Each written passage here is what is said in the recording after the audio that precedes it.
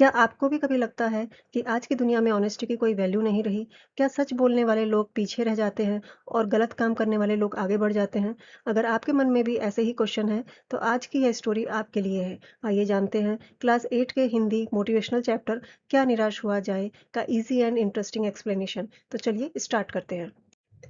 वर्तमान समय में समाचार पत्र में ठगी डकैती चोरी तस्करी और भ्रष्टाचार के समाचार भरे रहते हैं। उन्हें पढ़कर मेरा मन कभी कभी बैठ जाता है। लेखक कहते हैं कि आजकल अखबारों में ज्यादातर चोरी डकैती ठगी तस्करी और भ्रष्टाचार जैसी बुरी इंसिडेंट की खबरें आती हैं। जब वे ये खबरें पढ़ते हैं तो उन्हें बहुत दुख होता है। उन्हें ऐसा लगता है कि सोसाइटी में बुरे काम बढ़ते जा रहे हैं। इसलिए ऐसी खबरें पढ़कर वो कभी कभी बहुत ज्यादा सैड या होपलेस फील करते हैं। आरोप प्रत्यारोप का कुछ ऐसा वातावरण बन गया है कि लगता है जैसे देश में कोई ईमानदार व्यक्ति रह ही नहीं गया है। आजकल हर व्यक्ति को संदेह की दृष्टि से देखा जाता है। जो जितने ही ऊंचे पद पर है, उनमें उतनी ही अधिक दोष दिखाई देते हैं। आजकल लोग एक दूसरे की बुराइयां और गलतियां ज्यादा बताते हैं। इसलिए ऐसा एटमॉस्फेयर बन गया है कि लोगों को लगता है जैसे इस देश में अब कोई ऑनेस्ट पर्सन नहीं बचा है। आजकल लोग किसी पर भी जल्दी विश्वास नहीं करते हैं। वे हर किसी को डाउट के पॉइंट ऑफ व्यू से ही देखते हैं। जो लोग हाई पोजीशन पर होते हैं, जैसे लीडर ऑफिसर या बिजनेसमैन, लोग उनके अच्छे कामों के कंपैरिजन में उनकी गलतियों पर ज़्यादा ध्यान देते हैं। इसलिए बड़े पोजीशन पर बैठे लोगों की बैड क्वालिटीज ज़्यादा दिखाई देती है। एक बार एक सज्जन ने मुझसे कहा था कि इस समय सुखी व्यक्ति वही है जो कुछ नहीं करता। कोई कुछ भी करेगा, लोग उसमें दोष खोजने लगेंगे, उसके सारे गुण भुला दिए जाएंगे और दोषों को बढ़ा चढ़ाकर दिखाया जाएगा। लेखक बताते हैं कि एक बार एक अच्छे इंसान, सज्जन मीन्स अच्छे इंसान, ने उनसे कहा था कि आज के समय में वही इंसान सबसे खुश रहता है जो कोई काम नहीं करता। क्योंकि जो भी इंसान कोई काम करेगा, लोग उसकी गुड क्वालिटीज़ को छोड़कर उसकी बैड क्वालिटीज़ ढूँढने लगेंगे। लोग उसके अच्छे कामों को याद नहीं रखेंगे और उसकी छोटी-छोटी गलतियों को बहुत बड़ा बना करके दूसरों को बताएँगे। इसलिए आज के समय में लोगों के अच्छे कामों को लोग कम प्रेज़ करते हैं, जबकि उनकी गलतियों को ज़्यादा ध्यान दिया जाता है। दोष किसमें नहीं होते। यही कारण है कि आजकल प्रत्येक व्यक्ति दोषी अधिक दिख रहा है। गुणी कम या बिल्कुल ही नहीं। यह वास्तविकता नहीं है। परंतु अगर ऐसी स्थिति है तो निश्चय ही यह चिंता का विषय है। हर इंसान में कुछ ना कुछ कमियां होती हैं। कोई भी परफेक्ट नहीं होता। कोई भी इंसान पूरी तरह से अच्छा नहीं होता। लेकिन आज के समय में लोगों को हर व्यक्ति में बस केवल बैड क्वालिटी ही ज़्यादा दिखाई देती है। उसकी अच्छाइयाँ कम या बिल्कुल भी नहीं दिखाई देती। लेखक का मानना है कि एक्चुअल में ऐसा नहीं है। दुनिया में आज भी ऑनेस्ट लोग रहते हैं। लेकिन अगर सच में समाज की कंडीशन ऐसी हो गई है, लोगों को केवल नेगेटिव पॉइंट्स ही दिखाई दे रहे हैं, तो यह बहुत ही कंसर्न की बात है। यह सही है कि इन दिनों ईमानदारी से मेहनत करके जीविका चलाने वाले निरीह और भोले भाले श्रमजीवी पिस रहे हैं और झूठ और फरेब का रोजगार करने वाले फल फूल रहे हैं। दोस्तों, एक बार सोचिए, अगर आप स्कूल में पूरे साल ईमानदारी से मेहनत करें, पढ़ाई करें, लेकिन एग्जाम में कोई और स्टूडेंट चीटिंग करके आपसे ज़्यादा मार्क्स ले आए, तो आपको कैसा लगेगा? शायद आपके मन में यह ख्याल भी आएगा कि क्या ईमानदारी का कोई फ़ायदा है भी या नहीं। आज के समय में भी लोगों के मन में ऐसे ही विचार आने लगे हैं। जो लोग ईमानदारी से मेहनत करके अपने घर चलाते हैं, उनको ही जनरली मुश्किलों का सामना करना पड़ता है। और जो लोग झूठ बोल के चीटिंग करके ने का सहारा लेते हैं, वो लोग लाइफ में as comparison to honest people जल्दी सक्सेसफुल हो जाते हैं। आजकल ईमानदारी की मूर्खता का पर्याय समझा जाना लगा है और सच्चाई केवल भीरू और बेबस लोगों के हिस्से में आ गई है। इस वजह से कुछ लोग सोचने लगे हैं कि ईमानदारी से तो केवल बेवकूफ़ी, ईमानदारी करना मतलब बेवकूफ़ी करना है। सिर्फ कावर्ड या हेल्पलेस लोग ही सच बोल सकते हैं या वही लोग सच बोलते हैं। ऐसी स्थिति में जीवन के महान मूल्यों के प्रति लोगों की आस्था ही डोलने लगी है। जब हम ऐसी सिचुएशन देखते हैं, तो हम लोगों को लगता है कि ऐसी ऑनेस्टी और मेहनत करने का क्या फ़ायदा, जब चीटिंग करके ज़्यादा ईज़िली हम आगे बढ़ सकते हैं। तो ऐसे सिचुएशन में हमारी ईमानदारी और हमारी जो मेहनत करने की वैल्यू होती है, उस पे हमको डाउट होने लगता है।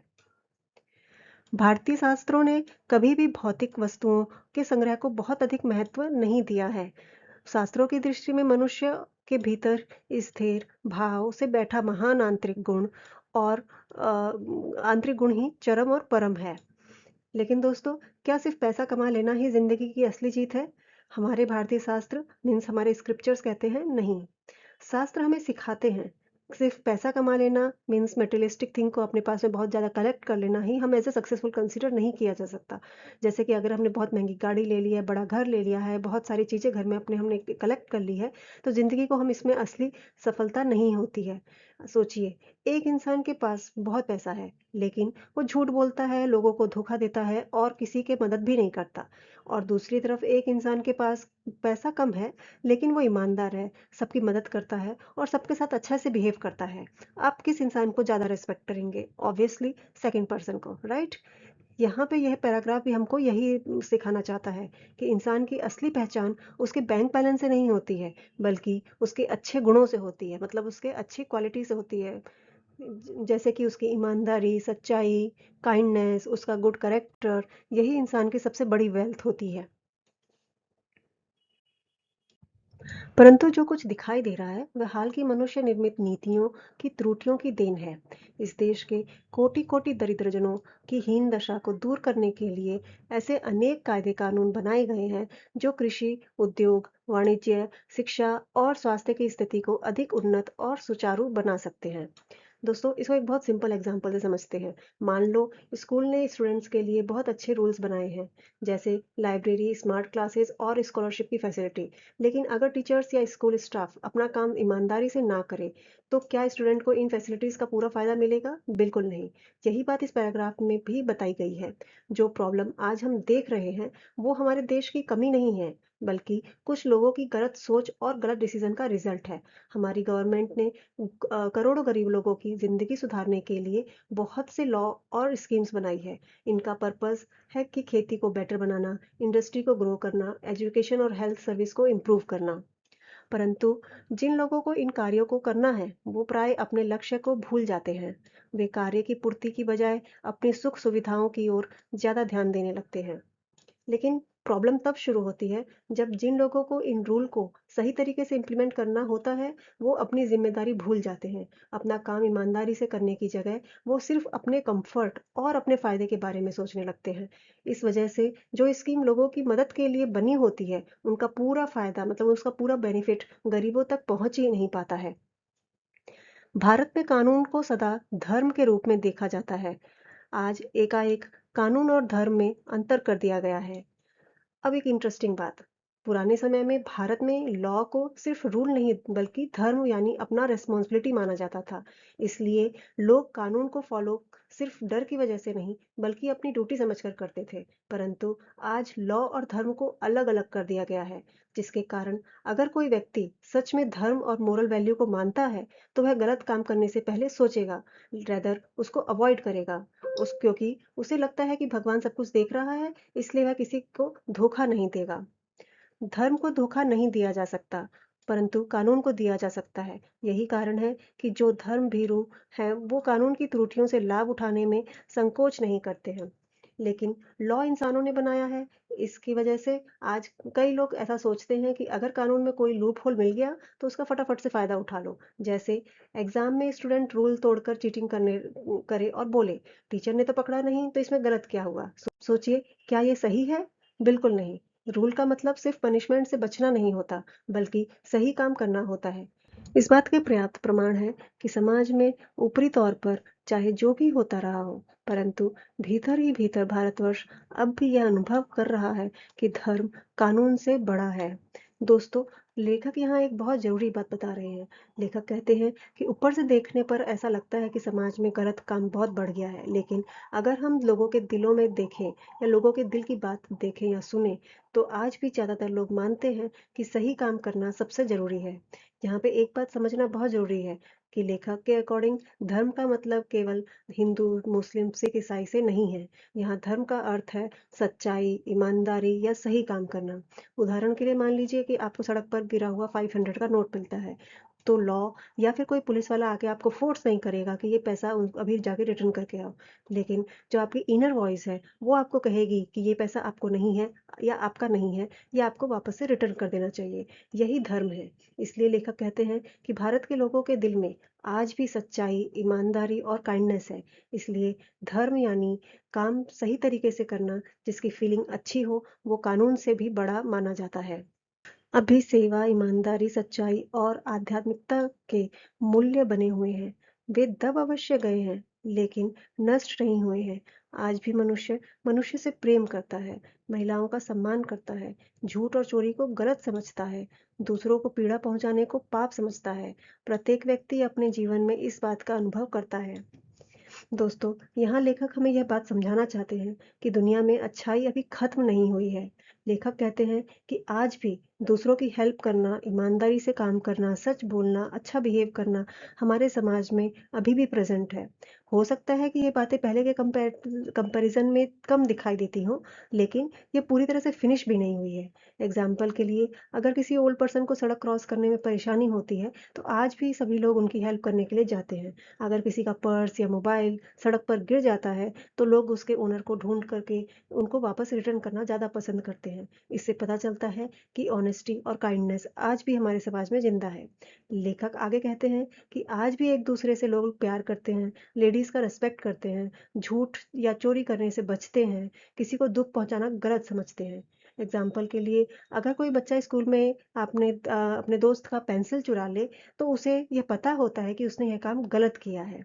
इसी तरह अगर किसी को कोई कोई परेशान करता है, तो लोग उसे रोकते हैं, क्योंकि लोग जानते हैं कि दूसरों को परेशान करना गलत है। लेखक का कहना है कि इस तरह का एक्सपीरियंस अधिकतर हमारे सोसाइटी में कभी ना कभी सब लोगों ने फील किया हुआ है। समाचार पत्रों में जो भ्रष्टाचार के प्रति इतना आक्रोश है, यह वह यही साबित करता है कि हम ऐसी चीजों को गलत समझते हैं और समाज में ऐसे तत्वों की प्रतिष्ठा कम करना चाहते हैं, जो गलत तरीके से धन या मान संग्रह करता है। दोस्तों, लेखक यहाँ एक बहुत अच्छी बात बता रहे हैं।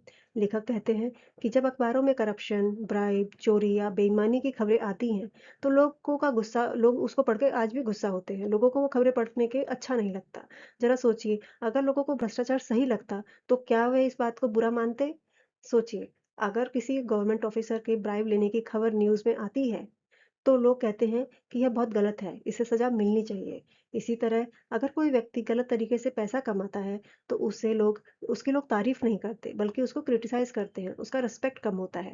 यानी लेखक कहना चाहते हैं कि लोगों को आज भी भ्रष्टाचार, चोरी, बेईमानी गलत लगती है। इसलिए वे चाहते हैं कि ऐसे लोगों को समाज में सम्मान ना मिले, मतलब उनको रेस्पेक्ट ना मिले। इससे यह साबित होता है कि समाज में आज भी हम लोग ऐसी चीज़ों को गलत समझते हैं और अपने सोसाइटी में ऐसे लोगों की रेपुटेशन कम करना चाहते हैं, जो गलत तरीके से पैसा अर्न करके, कलेक्ट करके या ऐसे कलेक्ट करके रिच बनते हैं।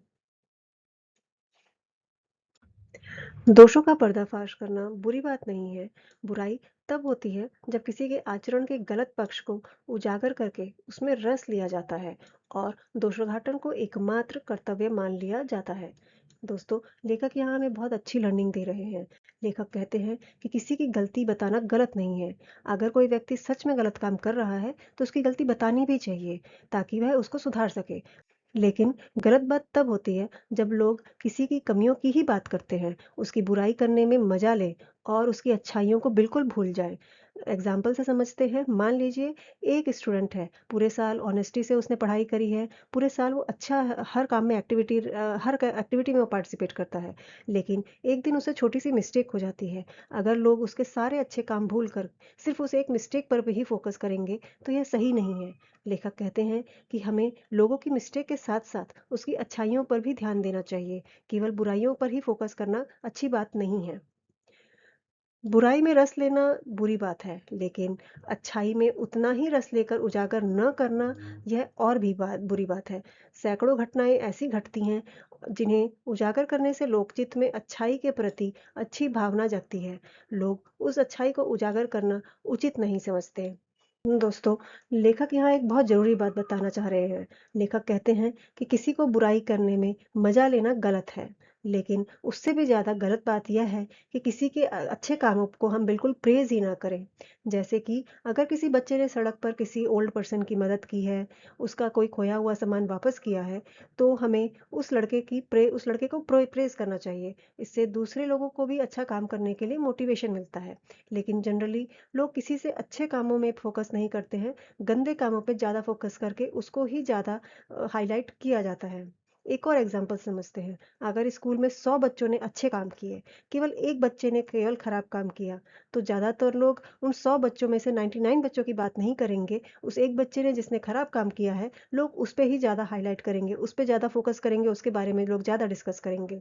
लेखक कहना चाहते हैं कि अगर हम अच्छे कामों पे उतना फोकस नहीं करेंगे जितना बुरे कामों पे करते हैं, तो धीरे धीरे लोगों को अच्छे काम करने के लिए मोटिवेशन नहीं मिलेगा। यही रीज़न है कि अगर हम बुरे कामों पे फोकस कर रहे हैं, उससे कहीं ज़्यादा हमें अच्छे कामों पे फोकस करके उसको हाईलाइट करके उसके बारे में डिस्कशन करना चाहिए, ताकि लोगों को अच्छा काम करने के लिए मोटिवेशन मिल सके।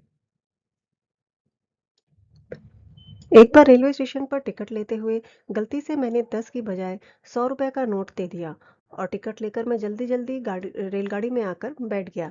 अब यहाँ पे लेखक अपनी एक जर्नी के बारे में बता रहे हैं। वो कहते हैं कि एक बार वो रेलवे स्टेशन पर गए थे टिकट लेने के लिए, और उन्होंने गलती से जहाँ पे 10 रुपीज़ देने थे, वहाँ पे उन्होंने 100 रुपीज़ दे दिए, और उन्होंने इस चीज़ को नोटिस नहीं किया, और क्योंकि ट्रेन भी निकलने वाली थी तो वो जल्दी से आकर के ट्रेन में आकर बैठ गए।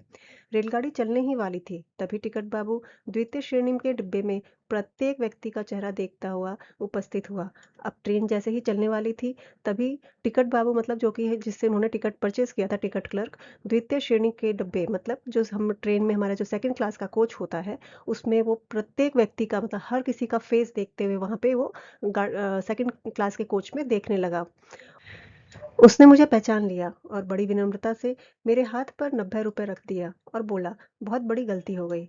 अब जो हमारा टिकट क्लर्क था वो ट्रेन के अंदर आ गया था, और उन्होंने जब सबका चेहरा देख रहा था तो उसमें हमारे लेखक का भी चेहरा वो पहचान गया, रिकॉग्नाइज कर लिया उसने वहाँ पे।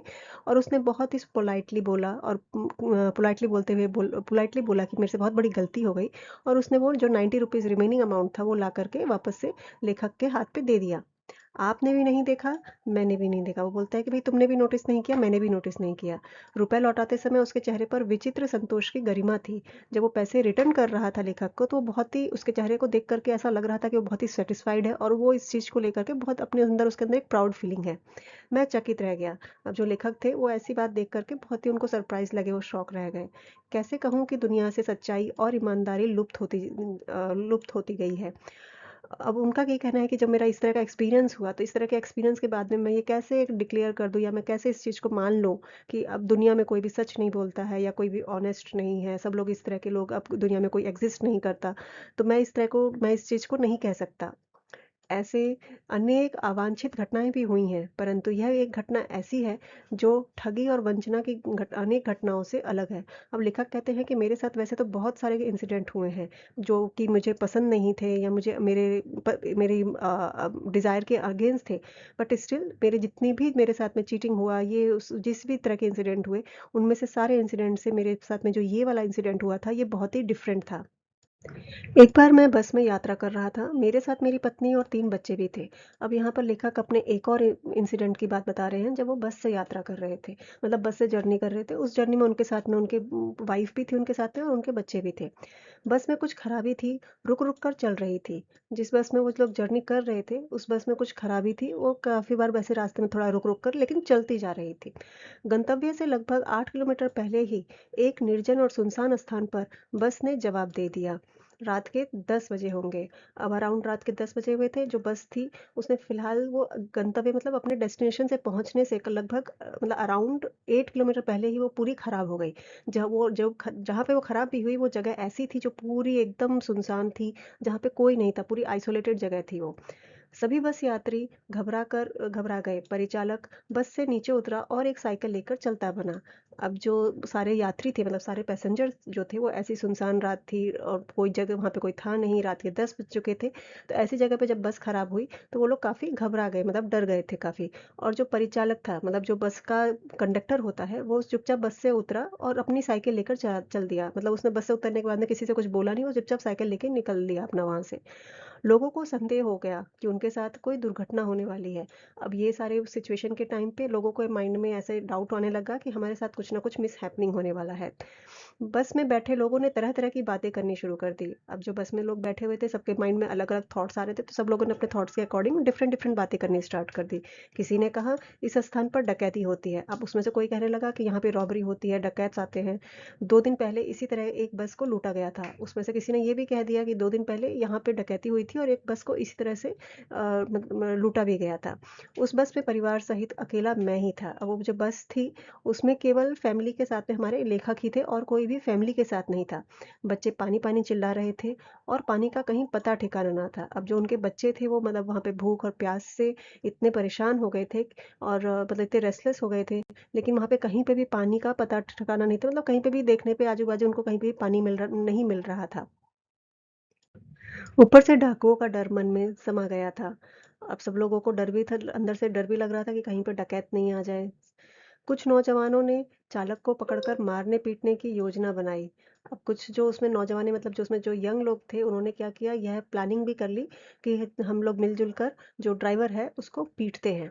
चालक के चेहरे पर हवाइयाँ उड़ने लगी। लोगों ने उसे पकड़ लिया। अब जो ड्राइवर था, वो ये सब देख कर के उसके चेहरे पे हवाइयाँ उड़ने लगी, मतलब उसके चेहरे पे एकदम जो डर था, वो साफ-साफ दिख रहा था और लोगों ने उसे पकड़ लिया था। वह बड़े कातर ढंग से मेरी ओर देखने लगा और बोला, हम लोग बस यात्रियों को अड्डे तक पहुंचाने का कोई उपाय ढूंढ रहे हैं। अब वो थोड़ा मन में डरा भी हुआ था, डरे हुए फेस से उसने रिक्वेस्ट करी जो हमारे लेखक हैं उनसे, और बोला कि भाई हम लोग तो केवल बस को अड्डे तक मतलब बस स्टैंड तक पहुंचाने के लिए कोई ना कोई सॉल्यूशन ढूंढ रहे हैं। मुझे इनसे बचाइए, ये लोग मुझे बिना वजह ही मारेंगे। वो कहता है कि भाई, वो उससे रिक्वेस्ट करता है लेखक से कि प्लीज़ मुझे इन सब से बचाइए, वरना ये मुझे लोग मुझे बिना पकड़ के विदाउट एनी रीज़न ही मुझे पकड़ के पीट डालेंगे। डर तो मेरे मन में भी था, पर उसकी कातर मुद्रा को देखकर मैंने यात्रियों को समझाया कि मारना ठीक नहीं है। अब जो रात इतना सुनसान टाइम था, उसकी तो फैमिली भी साथ में थी लेखक की, तो वो भी कहीं न कहीं डरे हुए थे। लेकिन फिर भी उसने उसका जो रिक्वेस्टेड फेस था, वो जिस तरह से वो रिक्वेस्ट कर रहा था, उसके बेसिस पे उसने जाकर के सभी पैसेंजर को समझाया कि भाई इस तरह से किसी को पीटना या मारना सही बात नहीं है। परंतु यात्री इतने क्रोधित थे कि मेरी बात सुनने को तैयार ही नहीं थे। पर जितने भी पैसेंजर थे, वो इतने ज़्यादा गुस्से में थे कि वो लेखक की बात सुनने को रेडी नहीं थे। वो कहने लगे, इसकी बातों में मत आइए, यह धोखा दे रहा है। वो कहता है कि भाई इसकी बातों मतलब जो ड्राइवर है, इसकी बातों मत आइए, ये हमको चीटिंग कर रहा है। पहले ही सूचना देने के लिए इसने परिचालक को डाकुओं के पास भेज दिया। वो बोलता है कि इसने ऑलरेडी इन्फॉर्मेशन डाकुओं तक मतलब डकैत तक पहुँचाने के लिए इसने कंडक्टर को ऑलरेडी ही भेज दिया है। मैं भी बहुत भयभीत था, पर चालक को किस प्रकार मार-पीट से बचाया। जो लेखक थे वो कहते हैं कि मैं भी बहुत ही डरा हुआ था, पर किसी प्रकार से उन्होंने, जो चालक थे मतलब जो ड्राइवर था, उसको फ़िलहाल सब लोगों को मारने-पीटने से उसको रोका, सब किसी तरह से उसको मार खाने से बचाया।